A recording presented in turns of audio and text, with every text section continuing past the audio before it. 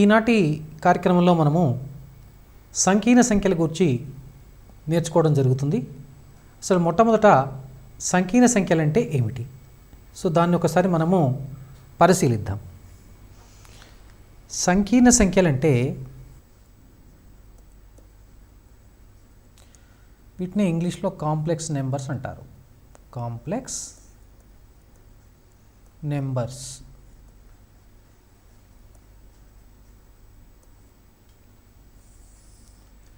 ఇప్పుడు మనము వర్గ సమీకరణాల గురించి తెలుసుకుని ఉన్నాం. ఒక వర్గ సమీకరణం తీసుకుని దాని యొక్క సాధన మరొకసారి మనం పరిశీలిద్దాం. x² ప్లస్ 1 = 0 అనే వర్గ సమీకరణాన్ని మనము ఒక ఉదాహరణగా తీసుకుని ఈ సమీకరణానికి ఎన్ని వాస్తవ మూలాలు వ్యవస్థితమవుతాయో అది పరిశీలిద్దాం. x² ప్లస్ 1 = 0 అనే సమీకరణాన్ని x² -1గా రాయవచ్చు. x √-1 అవుతుంది. అంటే ఇక్కడ ఒక ప్రశ్న ఉత్పన్నమవుతుంది. ఒక వాస్తవ సంఖ్య యొక్క వర్గము రుణాత్మకం అవుతుందా? అంటే ఇప్పుడు xను వర్గం చేయడం ద్వారా -1 అయింది. అంటే వాస్తవ సంఖ్య యొక్క వర్గము ఇక్కడ మైనస్ అయ్యే అవకాశం ఉందా? అంటే నెగిటివ్ అయ్యే అవకాశం ఉందా? అంటే అలాంటి వాస్తవ సంఖ్యలు ఏమైనా ఉన్నాయా వాస్తవ సంఖ్యా సమితిలో? అలాంటి వాస్తవ సంఖ్యలు మనకు వాస్తవ సంఖ్యా సమితిలో ఉండవు. అంటే నూతన సంఖ్యలను మనం కనుక్కోవాల్సిన అవసరం ఉంది. కాబట్టి అలాంటి నూతన సంఖ్యలను ఇప్పుడు మనము గమనించినట్లయితే వీటి యొక్క సాధన √-1 రూపంలో ఉంటాయి. అంటే ఇవి వాస్తవాలు కావు కాబట్టి వీటిని ఐలర్ అనే గణిత శాస్త్రవేత్త దీన్ని కల్పిత సంఖ్యగా ప్రవేశపెట్టడం జరిగింది. ఇమేజినరీ నెంబర్గా దీన్ని కల్పిత సంఖ్య అంటారు. కల్పిత సంఖ్య వాస్తవము కానిది, అవాస్తవములు. ఈ √-1ని ఐగా తీసుకోవడం జరిగింది ఇమేజినరీ. కాబట్టి దీని నుండి మనము I² మనకు -1 అనేటువంటి ఒక ధర్మం వస్తుంది, విలువ వస్తుంది. I² -1. ఇప్పుడు మనము దీని ద్వారా కొన్ని సమస్యలు మనం సాధించవచ్చు. ఎలాంటివంటే I⁴ విలువ, దీన్ని మనము I²² రాసుకోవచ్చు. I² -1 కాబట్టి -1² 1 అవుతుంది. అలానే ఇప్పుడు I⁵ అంటే దీన్ని I⁴ × I రాసుకోవచ్చు. అంటే 1 × I I అవుతుంది. ఇదే విధంగా మనము I⁻128 దీని యొక్క విలువ ఎంత ఊహించగలరా? అంటే ఈ విలువను మనము I⁴, I⁵ కనుగొనే విధముగా అంటే సులభంగా I⁻128 కనుక్కొనలేము. కాబట్టి దీన్ని మనము ఒక సులభ పద్ధతిలో చేయొచ్చు. ఎలా చేయొచ్చు అంటే ఈ 128ని 4 చేత భాగాహారం చేద్దాం. 4 × 3 = 12, 8, 4 × 2 = 8, 0. అంటే ఇక్కడ శేషాన్ని చూడండి. శేషం అనేది ఇక్కడ మనకు ఒకసారి గమనించినట్లయితే 0 శేషం.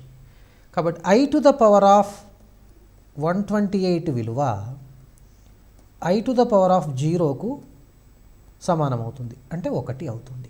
అంటే I⁻128 మనం 1గా రాసుకోవచ్చు. లేకపోతే దీన్ని మరొక పద్ధతిలో కూడా చేయొచ్చు. ఏ విధంగా అంటే దీన్ని I⁻4 రాయొచ్చు.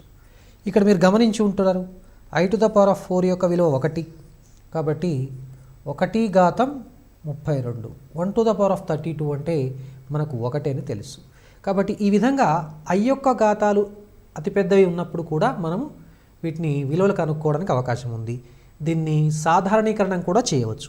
ఏ విధంగా సాధారణీకరణం అంటే n అనేది ఒక సహజ సంఖ్య అయినప్పుడు i⁴n అంటే i⁴ whole to the power of n. గమనించండి, i⁴ ఇక్కడ మనకు 1 అని తెలుసు కాబట్టి 1⁴n అంటే 1 అవుతుంది.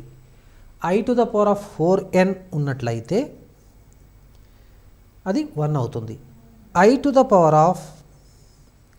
+ 1 దీన్ని మనము i⁴n ఇంటూ ఐగా రాయొచ్చు. అప్పుడు మనకు 1 ఇంటూ ఐ అంటే ఎంత వస్తుందండి? ఐ. ఈ విధంగా మనము విలువలను గణించవచ్చు. మరొక వర్గ సమీకరణాన్ని గమనిద్దాము. దాని యొక్క సాధనలు పరిశీలిద్దాం. x² + x + 1 = 0 యొక్క సాధనలను మనం గమనిద్దాం.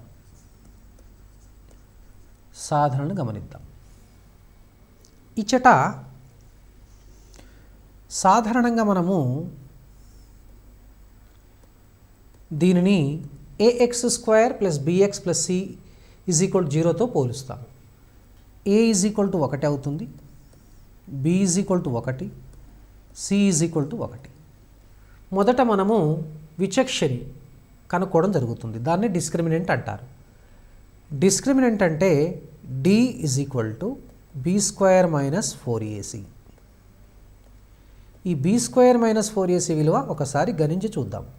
1² - 4 × 1 × 1. ఇప్పుడు ఇక్కడ గమనించినట్లయితే 1 - 4 అంటే -3 వస్తుంది. అంటే ఇక్కడ మీరు గమనించినట్లయితే d విలువ <0, కాబట్టి మూలాలు అవాస్తవములు. వాటిని ఏమంటారంటే కల్పితాలు అని కూడా అంటారు. కల్పితాలు. మరి ఆ మూలాలను కనుక్కోవడానికి ప్రయత్నం చేద్దాం. ఇప్పుడు మనము x = -b ± √d/2a. ఈ సూత్రం ద్వారా మనం ప్రతిక్షేపిస్తే -1 ± √−3/2 వస్తుంది. గతంలో చర్చించుకున్నాం మనం. ఇప్పుడు √-1 అంటే ఐగా తీసుకోవడం జరిగింది. మరి √-3ని ఏ విధంగా రాయవచ్చు అంటే √-1i అయినప్పుడు మనకు తెలుసు i² = -1 వస్తుంది. ఇప్పుడు మనం దీన్ని √3 × i² రాయవచ్చు. అంటే ఇది √3i అవుతుంది. అంటే √-3ని మనం √3i రూపంలో, అంటే √-3 అనేది కల్పిత సంఖ్య, అది √3i రూపంలోకి వస్తుంది. ఇక్కడ ప్రతిక్షేపించుకుంటే -1 ± √3i/2 ఈ విధంగా వస్తుంది. ఇప్పుడు ఒకసారి ఈ సమీకరణం యొక్క సాధనలు కనుక మనము చూసినట్లయితే ఈ వర్గ సమీకరణానికి మనకు 2 కల్పిత సంఖ్యలు వచ్చాయి. అవి ఏ రూపంలో ఉన్నాయో ఒకసారి పరిశీలిద్దాం. x = -1 √3i/2, మరొకటి x = -1 +√3i/2. వీటిని జాగ్రత్తగా గమనించినట్లయితే ఈ 2 కూడా ఏ రూపంలో ఉన్నాయంటే a ± ib రూపంలో ఉన్నాయి, లేదా bi రూపంలో ఉన్నాయి. అంటే a అనేది ఒక వాస్తవ సంఖ్య, b అనేది ఒక వాస్తవ సంఖ్య అయినప్పుడు a ± ib అంటే వాస్తవ సంఖ్య ప్లస్ కల్పిత సంఖ్య. అంటే వాస్తవ సంఖ్య ప్లస్ కల్పిత సంఖ్య కాబట్టి దీన్ని ఏమంటారంటే సంకీర్ణ సంఖ్య అని అంటారు. సంకీర్ణ సంఖ్య అంటే మనం సంకీర్ణ సంఖ్య యొక్క సాధారణ రూపాన్ని మనం x + iy కానీ, లేకపోతే x + iy కానీ, a + ib కానీ, లేకపోతే దీన్ని x - iy కానీ, a - ib రూపంలో కానీ తీసుకోవచ్చు. ఇవి సంకీర్ణ సంఖ్యల యొక్క సాధారణ రూపము. అంటే a comma b belongs to real numbers వాస్తవ సంఖ్యలైతే a plus or minus i b రూపంలో ఉండే సంఖ్యలను సంకీర్ణ సంఖ్యలు అంటారు. సంకీర్ణ సంఖ్యలు అంటారు.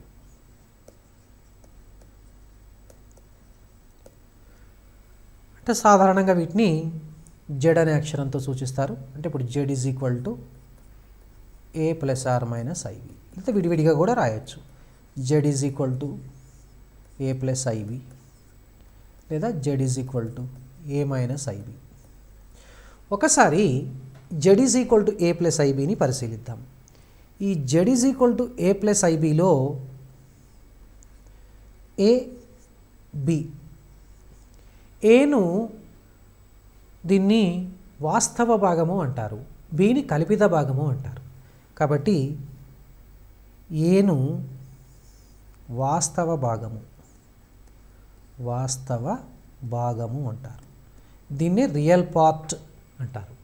కాబట్టి దీన్ని రియల్ పార్ట్ ఆఫ్ జెడ్గా సూచిస్తారు. Real part of Z. ఇక్కడ బిని కల్పిత భాగము అంటారు, ఇమేజినరీ పార్ట్ అంటారు. కల్పిత భాగము, ఇమేజినరీ పార్ట్ ఆఫ్ జెడ్. అదేవిధంగా ఉదాహరణకు ఇప్పుడు మనము ఎక్స్ ప్లస్ ఐవై తీసుకున్నాం అనుకోండి, దీన్ని కూడా జెడ్ అనుకుందాము. ఇప్పుడు మనము రియల్ పార్ట్ ఆఫ్ జెడ్ అనుకోండి, ఎక్స్గా తీసుకుంటాం. ఇమేజినరీ పార్ట్ ఆఫ్ జెడ్ అనుకోండి, దీన్ని వైగా పరిగణిస్తాం. ఈ విధంగా మనము సంకీర్ణ సంఖ్యకు వాస్తవ భాగము, కల్పిత భాగాన్ని మనం నిర్వచించడం జరుగుతుంది. మాడ్యులస్ గురించి చర్చించుకుందాం. మాడ్యులస్, దీన్నే మాపము అంటారు. సంకీర్ణ సంఖ్య యొక్క మాపము. సంకీర్ణ సంఖ్య యొక్క మాపం అంటే ఉదాహరణకు z is equal to x plus i y అనుకుందాం. అయితే జెడ్ యొక్క మాపాన్ని మాడ్ జెడ్తో సూచిస్తారు. అంటే mod of x plus i y. దీని విలువ root of x square plus y square. లేకపోతే ఒక సంకీర్ణ సంఖ్య యొక్క మాపాన్ని మనం ఈ రకంగా కూడా గుర్తుపెట్టుకోవచ్చు. ఏ రకంగా అంటే mod z is equal to root of real part z whole square plus imaginary part z whole square. ఇది కల్పిత సంఖ్య యొక్క మాపం. ఒక ఉదాహరణను పరిశీలిద్దాం. Mod of 3 plus 4i. Mod of 3 plus 4i. దీన్ని root of 3 square plus 4 square, root of 9 plus 16, root 25 అంటే 5. అదేవిధంగా modulus of 3 minus 4i, root of 3 square plus minus 4 square, route 9 plus 16 అంటే రూట్ ఆఫ్ 9 ప్లస్ 16 ఎంత వస్తుందండి? Route 25. ఇప్పుడు మీరేం గమనించారు ఈ రెండిట్లో నుంచి? అంటే ఎక్స్ ప్లస్ ఐవై మరియు ఎక్స్ మైనస్ ఐవై రెండిటి యొక్క మాపము రెండు కూడా సమానమవుతుందని మనం గమనించవచ్చు. Is equal to root of x square plus y square. సంకీర్ణ సంఖ్యలపై పరిక్రియలు అంటే రెండు సంకీర్ణ సంఖ్యలను మనం ఏ విధంగా మనము సంకలనం చేయాలి అంటే యాడ్ చేయాలి, వ్యవకలనం అంటే దాన్ని ఏ విధంగా మనము సబ్స్ట్రాక్ట్ చేయాలి, అదేవిధంగా గుణకారం ఏ విధంగా చేయాలి, భాగాహారం ఏ విధంగా చేయాలో దాని గురించి ఒకసారి మనం చర్చించుకుందాం. Z1 is equal to x1 plus iy1, Z2 is equal to x2 plus iy2 అనుకోనము. అంటే ఈ విధంగా మనము రెండు సంకీర్ణ సంఖ్యలను తీసుకుందాం. దీంట్లో first point Z1 plus Z2. Z1 ఒక సంకీర్ణ సంఖ్య, Z2 మరొక సంకీర్ణ సంఖ్య అయితే ఈ రెండిటి మొత్తము కూడా ఏమవుతుందో ఒకసారి గమనిద్దాం. x1 plus iy1 plus x2 plus iy2. ఇప్పుడు వీటిని కూడాలంటే వాస్తవ భాగాన్ని వాస్తవ భాగంతో సంకలనం చేయాలి, కూడాలి. అదేవిధంగా కల్పిత భాగాన్ని కల్పిత భాగంతో కూడాలి. అంటే జాగ్రత్తగా గమనిస్తే x1ను x2తోని, అదేవిధంగా iy1ను iy2తో సంకలనము చేయాలి. అంటే ఇప్పుడు మనకు x1 plus x2 plus i of y1 plus y2 వస్తుంది. అంటే Z1, Z2లు కనుక రెండు సంకీర్ణ సంఖ్యలు అయితే వాటి మొత్తం కూడా ఒక సంకీర్ణ సంఖ్య అవుతుంది. అంటే సంకలనం దృష్ట్యా ఇది సమృత న్యాయాన్ని పాటిస్తుందని కూడా చెప్పవచ్చు మనం. అదేవిధంగా Z1 మైనస్ Z2ను మనం ఊహించవచ్చు. అంటే x1 minus x2 plus i of y1 minus y2. ఒకసారి మనము గుణకారాన్ని పరిశీలిద్దాం. Z1 into Z2 x1 plus iy1 into x2 plus iy2. ఇప్పుడు x1 into x2 x1 x2 plus i x1 y2 plus మళ్ళీ రెండు గుణకారం చేసినప్పుడు i into x2 y1 plus this step is very very important, i square y1 y2. ఇప్పుడు ఒకసారి గమనించండి, ఈ i square విలువ దేనికి సమానం అండి? i square is equal to మనకు -1 ప్రాథమిక నిర్వచన ప్రకారం. ఇప్పుడు మనం దీన్ని ఏ విధంగా రాయవచ్చు? ఇప్పుడు దీన్ని మనము x1 x2 minus y1 y2 ఇది వాస్తవ భాగము ప్లస్ కల్పిత భాగము i into y1 y2 plus x2 y1. ఈ విధంగా మనము గుణకారం చేయవచ్చు. ఈ గుణకారం తర్వాత భాగహార ప్రక్రియ చేయాలంటే ఈ భాగహార ప్రక్రియకు ముందు మనము సంయుగ్మ సంకీర్ణ సంఖ్య అంటే కాంజుగేట్ కాంప్లెక్స్ నెంబర్ గురించి చర్చించుకోవాలి. అది తెలిసిన తర్వాత మనకు భాగహారం చాలా సులభతరం అవుతుంది. కాబట్టి ఒకసారి మనము సంయుగ్మ సంకీర్ణ సంఖ్య గురించి తెలుసుకుందాం. సంయుగ్మ సంకీర్ణ సంఖ్య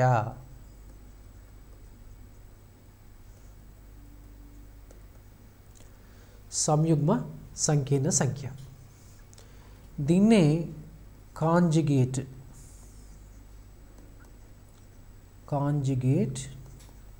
కాంప్లెక్స్ నెంబర్ అంటారు. కాంజుగేట్ కాంప్లెక్స్ నెంబర్ అంటారు. ఇప్పుడు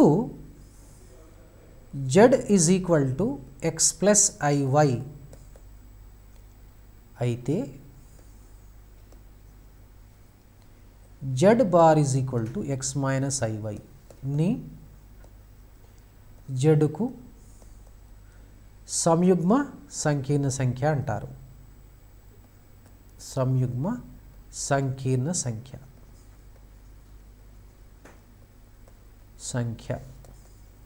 అని అంటారు.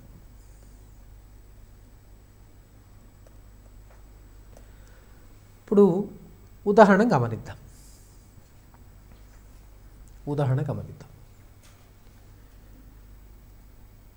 3 + 4i యొక్క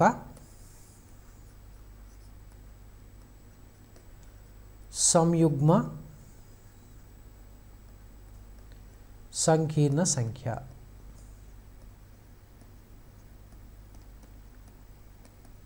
ఎంతో ఊహించగలరా? ఎస్, అది 3 - 4i.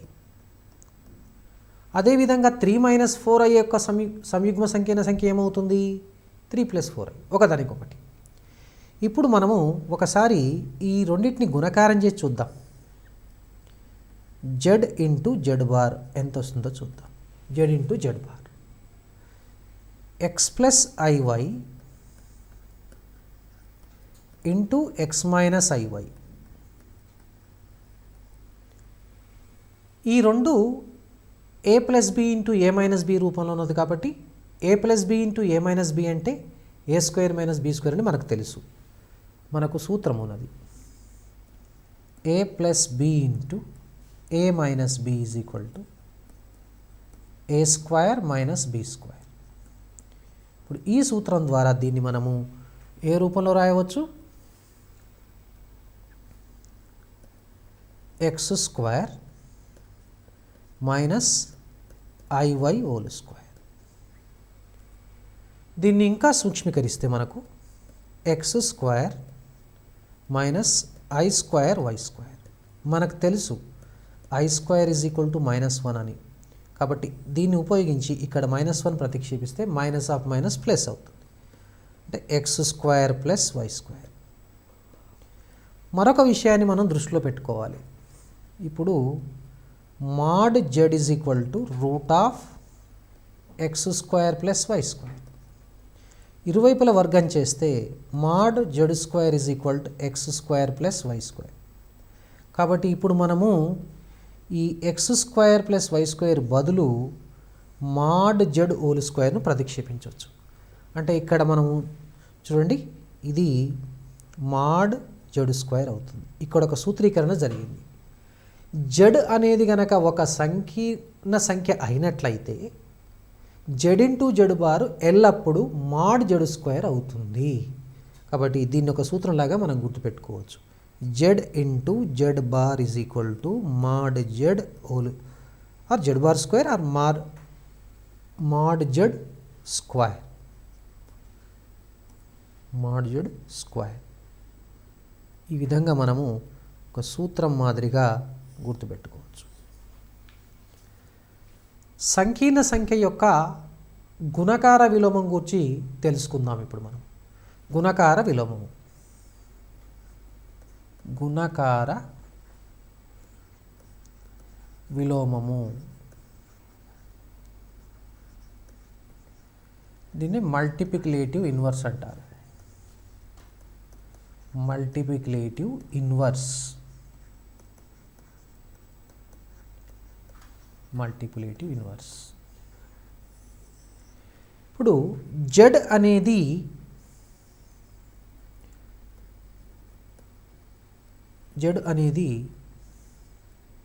సంకీర్ణ సంఖ్య అయితే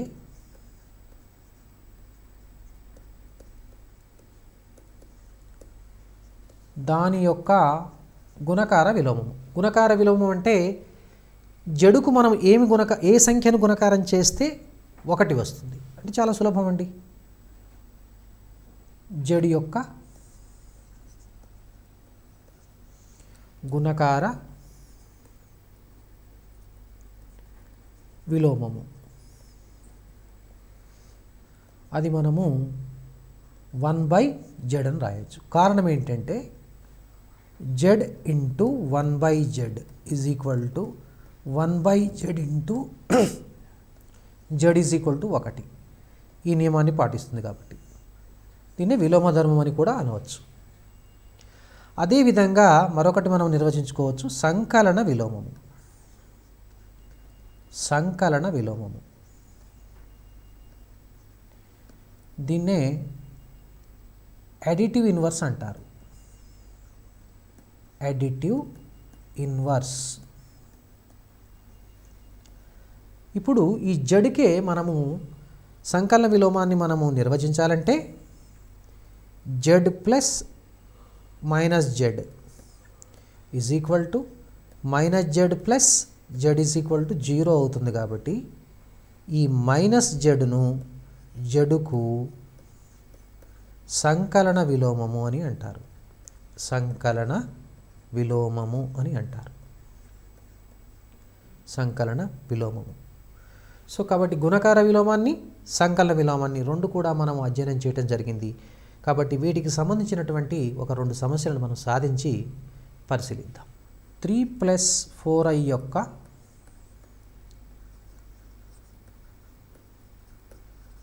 సంకలన విలోమం. ఆప్షన్స్ ఇస్తారు. ఇప్పుడు మనము దీన్ని సాధించాలంటే z is equal to 3 + 4i అనుకోండి.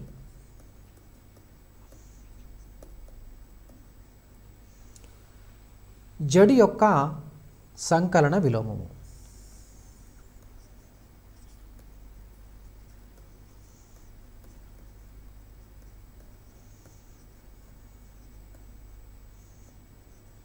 మనకు తెలుసు -z. అంటే ఇచ్చినటువంటి సంకీర్ణ సంఖ్యలు మనము మైనస్ చేత గుణకారం చేసినట్లయితే వచ్చినటువంటి కొత్త సంకీర్ణ సంఖ్యను మనకు దత్త సంకీర్ణ సంఖ్య యొక్క సంకలన విలోమం అంటారు. అంటే మైనస్ చేత గుణకారం చేయాలి. అంటే ఇప్పుడు మనకు జవాబు -3 - 4i. ఇప్పుడు నెక్స్ట్ 3 + 4i యొక్క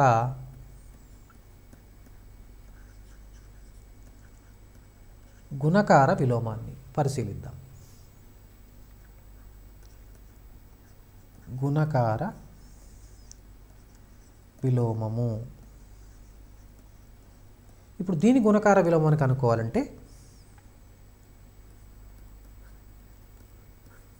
z is equal to 3 + 4i. z is equal to 3 + 4i. ఇప్పుడు మరో z యొక్క గుణకార విలోమం.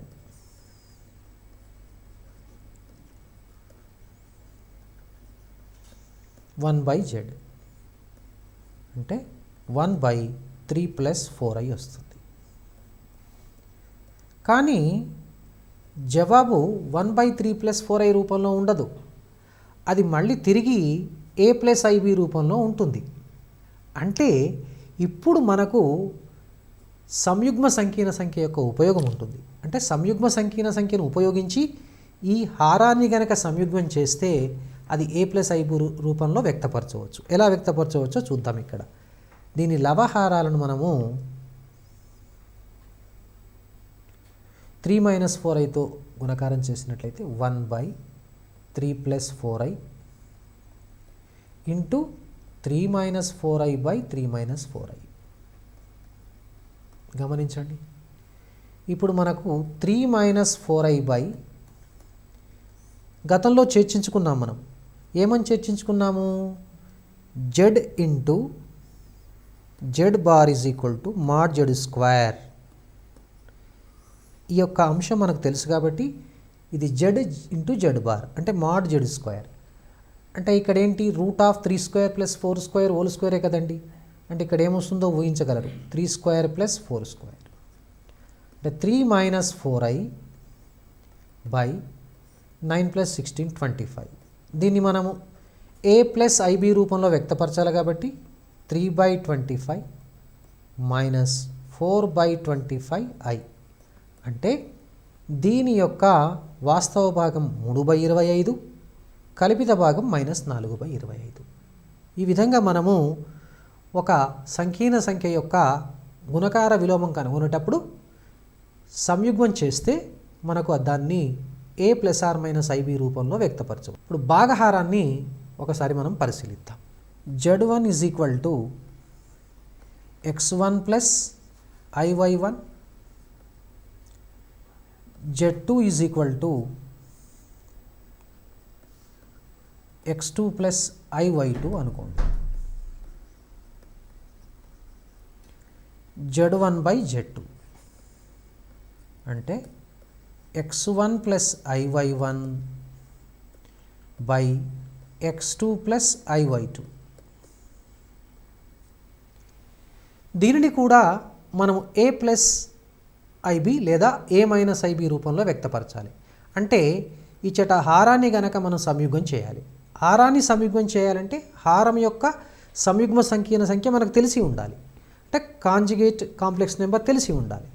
అప్పుడు మనం దీన్ని లవహారాలను హారము యొక్క సంయుగ్మ సంకీర్ణ సంఖ్య చేత గుణకారం చేసినట్లయితే అది a plus or minus ib రూపంలో మనం రాయగలం. దీని లవహారాలను x1 plus iy1 by x2 plus iy2 into x2 minus iy2 by x2 minus iy2. ఇప్పుడు x1 x2 minus i x1 y2 plus i x2 y1 minus i square y1 y2 that is plus y1 y2 రాసుకోవచ్చు. ఇది z into z bar అంటే mod z square కాబట్టి x2 square plus y2 square. దీన్ని మనము x1 x2 plus y1 y2 by x2 square plus y2 square plus i common తీసుకున్నట్లయితే x2 y1 minus x1 y2 by x2 square plus y2 square ఈ రూపంలో రాయొచ్చు. ఈ జాగ్రత్తగా గమనించినట్లయితే ఇది a, ఇది b, a ప్లస్ ib రూపంలో మనం వ్యక్తపరచడం జరిగింది. ఇప్పుడు మనము సంకీర్ణ సంఖ్య యొక్కకు ఆర్గ్యుమెంట్ అంటే దాన్ని యాంప్లిట్యూడ్ ఆర్గ్యుమెంట్ కానీ యాంప్లిట్యూడ్ తెలుగులో దాన్ని ఏమంటారంటే ఆయామము ఎలా కనుక్కోవాలో చూద్దాం. అంటే ఇప్పుడు మనం z is equal to x plus iy ఒక సంకీర్ణ సంఖ్య అనుకున్నట్లయితే దాని యొక్క ఆయామాన్ని అంటే యాంప్లిట్యూడ్ను amp z tan inverse y by ఎక్స్గా నిర్వచిస్తారు. ఎప్పుడు x greater than 0 y greater than 0 ఉన్నప్పుడు. ఇప్పుడు ఉదాహరణకు మనము ఒక ప్రశ్న చూద్దాం.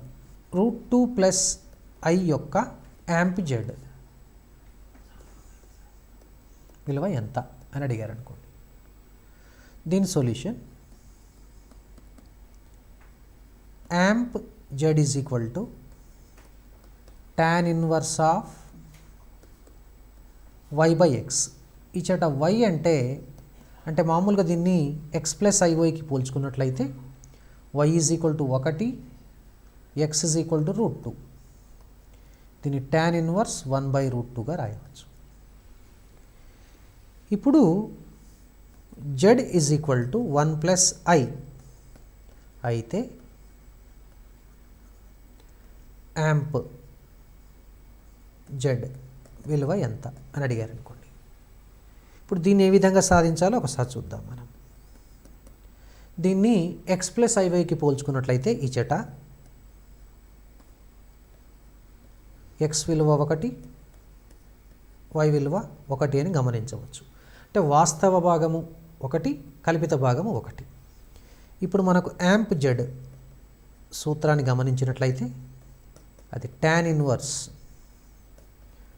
1 బై 1 అవుతుంది. అంటే tan విలువ ఏ కోణానికి 1 అవుతుంది. మనకు తెలుసు tan 45 degrees is equal to 1. So tan inverse 1 is equal to 45 degrees. tan inverse 1 is equal to 45 degrees π by 4 in radians. డిగ్రీస్లో అయితే 45 degrees. సో ఈ విధంగా మనము ఆయామాన్ని కనుక్కోవచ్చు సంకీర్ణ సంఖ్య యొక్క. కానీ ఇక్కడ మీరు గమనించవలసినటువంటి విషయం ఏంటంటే ఇది x, y అనేది మనకు మొదటి పాదంలో ఉన్నప్పుడు మాత్రమే వస్తుంది. అంటే నిజానికి సంకీర్ణ సంఖ్యలను తలంలో మనము వాటిని ప్రదర్శించవచ్చు. అంటే దాన్ని ఏమంటారంటే ఆర్గాండ్ తలము అంటారు, లేకపోతే ఆర్గాండ్ ప్లేన్ అంటారు. అంటే ఎక్స్ అక్షం మీదనేమో వాస్తవ భాగాన్ని, వై అక్షం మీదనేమో కల్పిత భాగాన్ని సూచించడం జరుగుతుంది. కాబట్టి ఇక్కడ ఎక్స్ అక్షాన్ని వాస్తవాక్షము అంటారు, ఈ విధంగా ఎక్స్ అక్షాన్ని వాస్తవాక్షం అంటారు, వై అక్షాన్ని కల్పితాక్షము అంటారు. కాబట్టి మనము ఎప్పుడైనా సరే ఈ ఎక్స్ ప్లస్ ఐవై రూపంలో ఉన్నటువంటి యొక్క సంకీర్ణ సంఖ్యను ఒక క్రమయుగ్మ రూపంలో సూచించవచ్చు. ఏ విధంగా సూచించవచ్చు అంటే ఎక్స్ కామా వై అనే రూపంలో సూచించవచ్చు. ఈ విధంగా మనం ఒక తలములో గనక దాన్ని సూచించినట్లయితే ఆ తలాన్ని మనం ఏమంటామంటే ఆర్గాన్డ్ ప్లేన్ అంటారు. ఆర్గాన్డ్ ప్లేన్. ఆర్గాన్డ్ ప్లేన్. ఇది real, this is imaginary. Imaginary. కాబట్టి ఇప్పుడు ఏదైనా ఉదాహరణకు 2,3 అనే సంఖ్య ఉందనుకోండి. దీని అర్థం ఏమిటంటే 2 + 3i అని అర్థం. ఇప్పుడు మీరు -3,4 ఉందనుకోండి. దీని అర్థం ఏంటండి? -3 + 4i అని అర్థం. కాబట్టి ఇప్పుడు మనకు ఈ ఎక్స్ కామా వై అనేది మనకు తెలుసు. మొదటి పాదము, ఇది రెండవ పాదము, ఇది మూడవ పాదము, ఇది నాలుగవ పాదము. మరి ఈ వేరువేరు పాదాల్లో ఉన్నప్పుడు మనం ఆయామాలను ఏ విధంగా గణించాలో ఒకసారి మనం దాన్ని పరిశీలిద్దాం. ఎక్స్ అక్షము, ఇది వై అక్షం, మూల బిందువు x, x dash, y, y dash. ఇప్పుడు ఇది మొదటి పాదము మనకు తెలుసు, ఇది రెండవ పాదము, ఇది మూడవ పాదము, ఇది నాలుగవ పాదం. మొదటి పాదంలో ఎక్స్ కామా వై, ఇక్కడ -x కామా వై, ఇక్కడ -x కామా -y, ఇది మనకు తెలుసు. ఇది x కామా -y. మనము దీని యొక్క ఆయామాన్ని మనం సాధారణంగా తీటా అనుకున్నట్లయితే తీటా = tan 1y/x. అది కోణాన్ని సూచిస్తుంది కాబట్టి ఇదే యాంప్లిట్యూడ్. అదే ఇక్కడ చూడండి, ఇక్కడ జాగ్రత్తగా రాసుకోవాల్సిన అవసరం ఉంటుందండి. ఇక్కడ యాంప్లిట్యూడ్ లేదా theta π - tan 1 mod of y/x. theta tan 1 mod of y/x minus π. ఇక్కడ tan 1 mod of y/x. theta so ఇది మనము దృష్టిలో పెట్టుకోవాలి. అంటే ఉదాహరణకు మనం గమనించినట్లయితే 1 + i, ఇది -1 + i, ఇది -1 - i, 1 - i. ఇప్పుడు రకరకాలు చూడండి. ఇక్కడ 1 + i ఒక సంకీర్ణ సంఖ్య, ఇది 1 - i, -1 + i, -1 - i, 1 - i. ఇప్పుడు వీటి యొక్క ఇప్పుడు 4 లెక్కలను కూడా మన 4 సమస్యలను కూడా ఒకేసారి మనం చేయవచ్చు.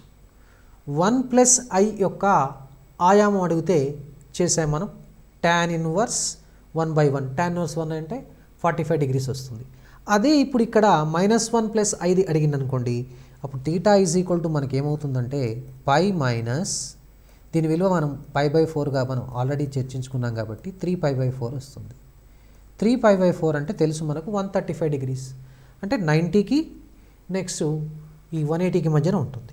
ఇప్పుడు మనము ఇక్కడ విషయానికి వచ్చినప్పుడు దిస్ ఇస్ π ప్లస్, ఇక్కడ గమనించినట్లయితే π/4 + π, దట్ ఈస్ 5π/4. 5π/4 అంటే చూడండి 225. 225 అనేది మూడవ పాదంలోకి వస్తుంది. ఇప్పుడు మరి ఇక్కడికి వచ్చినప్పుడు ఈ విషయంలో తీటా -π/4. ఇప్పుడు మరొకసారి ఈ 4 సమస్యలను మనం పరిశీలిద్దాం. 1 + i యొక్క మాపము తీటా π/4,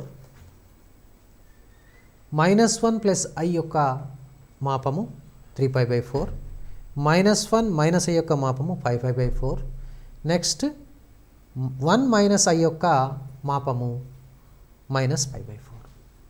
మీకు బహుశా అర్థమై ఉండవచ్చు. సో ఈ విధంగా రకరకాల సమస్యలు కూడా చేయొచ్చు. ఎలా అంటే ఇప్పుడు మీరు దీనిలో ఒక సమస్య తీసుకుందాం. 1 + √3i -1 + √3i -1 - √3i 1 - √3i. ఈ 4 సమస్యల యొక్క మాపాలను, యాంప్లిట్యూడ్ లేదా ఆర్గ్యుమెంట్లను ఏ విధంగా కనుక్కోవాలో మీరు ప్రయత్నం చేయండి సొంతంగా. తద్వారా మీరు వాటి యొక్క ఆయామాలను కనుక్కోవచ్చు. ఈ యాంప్లిట్యూడ్ లేదా వీటి యొక్క ఆయామాల యొక్క ధర్మాలను గురించి చర్చించుకుందాం ఒకసారి. ఆర్గ్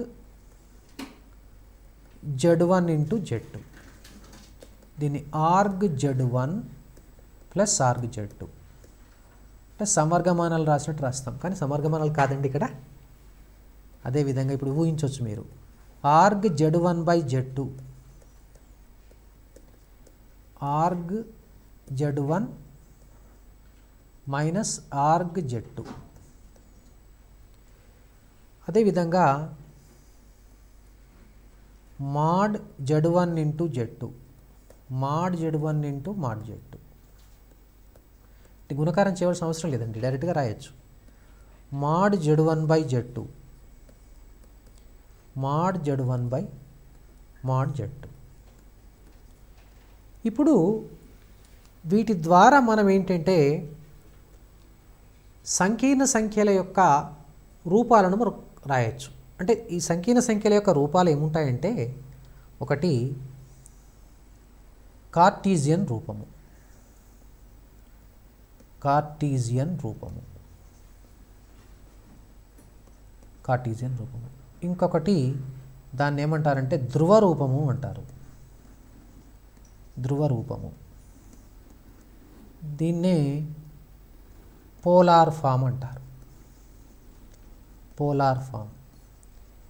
ఇంకొకటి యూలర్ ఫార్ములా, యూలర్ ఫార్ములా. ఇంకొకటి cos theta plus i sine theta రూపము.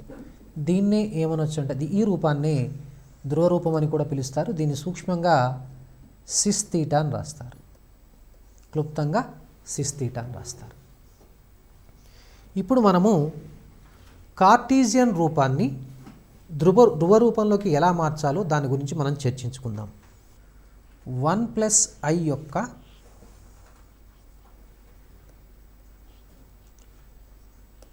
ధ్రువ రూపము, దీన్నే త్రికోణమితీయ రూపం అని కూడా అంటారు,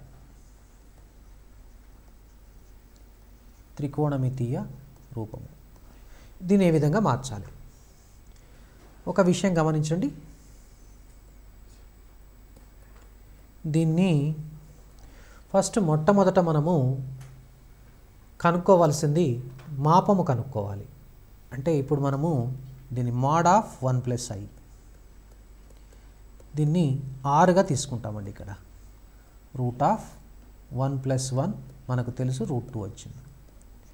తర్వాత మనం కనుక్కోవాల్సింది ఆర్గ్యుమెంట్, యాంప్లిట్యూడ్, ఆయామము. అంటే తీటా = మనకు తెలుసు. ఇక్కడ ఇది ఈ 1 + iని మనము కార్టీజియన్ రూపంలో, బిందు రూపంలో రాయాలంటే x, y అంటే 1, 1 కాబట్టి ఇది మొదటి పాదంలో వస్తుంది. మొదటి పాదంలో తీటా = ఫార్ములా మనకు తెలుసు కదండి, tan 1 y/x అంటే tan 1 tan 1 అంటే 45 degrees π/4. ఇప్పుడు ఈ జడును మనం ఏ రూపంలో రాస్తామంటే r × cos θ + i sin θ. ఇప్పుడు r ప్రతిక్షేపిస్తే √2, దీన్ని cos π/4 + i sin π/4. ఇదే ధ్రువ రూపము అని అంటారు. దీన్నే క్లుప్తంగా కూడా రాయవచ్చు అని తెలుసుకున్నాం కదా. cos θ + i sin θ అని మనం ఎలా రాస్తామని తెలుసు మనకు. cos θ + i sin θను మనం సిస్ తీటాగా రాస్తాము. అంటే దీన్ని మనము √2 ఇంటూ సిస్ పై బై 4గా రాయవచ్చు. Sys pi by 4. సో అదేవిధంగా దీనిని మనము యూలర్ ఫార్ములా ప్రకారం కూడా రాయొచ్చు. అంటే యూలర్ అనేటువంటి ఒక గణిత శాస్త్రవేత్త దీన్ని cos theta plus i sine తీటాను ఈ పవర్ ఐ తీటా లాగా రాయటం జరిగింది. కాబట్టి ఇప్పుడు మనం దీన్నే లేదా ఎలా రాయవచ్చు అంటే z is equal to r into e power i theta. R అనేది √2, తీటా అనేది పై బై 4 కాబట్టి ఈ పవర్ ఐ పై బై 4 ఈ రూపంలో కూడా రాయవచ్చు. మరొక ప్రశ్నను మనం పరిశీలిద్దాం. -1 ప్లస్ √3 యొక్క √3i యొక్క ధ్రువ రూపము.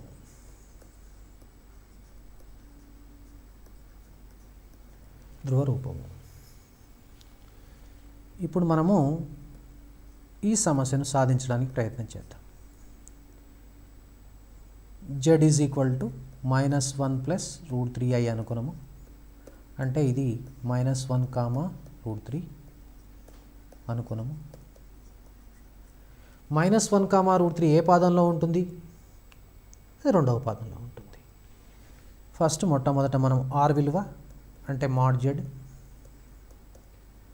అంటే √1 ప్లస్ 3 √4 ఈజ్ ఈక్వల్ టు 2 మాపము గణించడం జరిగింది. తర్వాత ఇప్పుడు మనము ఆయామము తీటా, ఇది రెండవ పాదంలో ఉన్నది కాబట్టి pi minus tan inverse mod y by x ఈ సూత్రాన్ని ఉపయోగిస్తే పై మైనస్ tan ఇన్వర్స్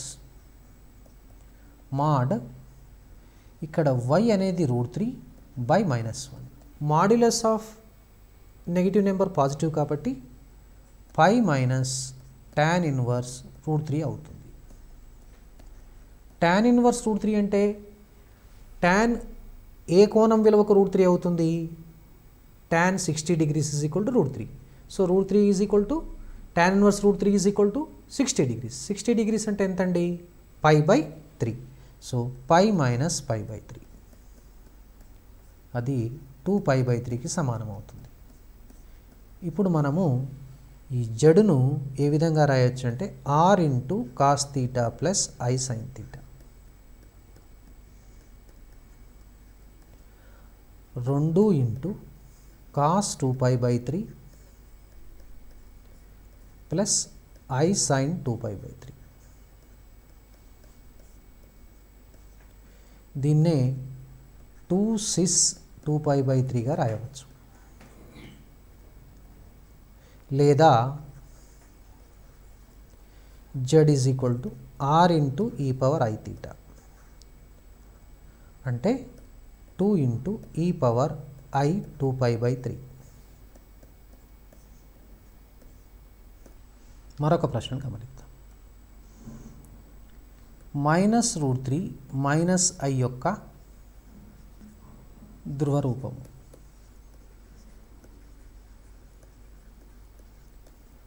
దీని యొక్క ధ్రువ రూపం రాద్దాం.